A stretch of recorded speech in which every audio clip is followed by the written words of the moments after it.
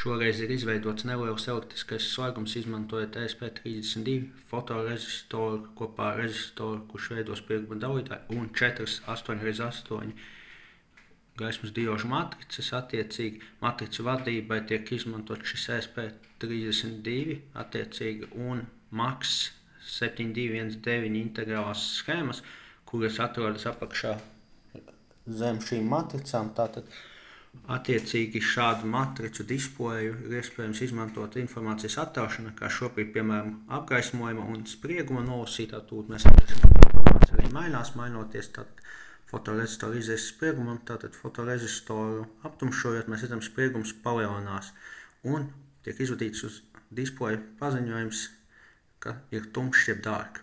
Spriegums palielinās līdz 0,77 voltiem. Mēs redzam arī, ka uz ekrāna tiek attēlot šī informācija ar tātad skaitu, kuram ir 2 cipari aiz komata attiecīgi.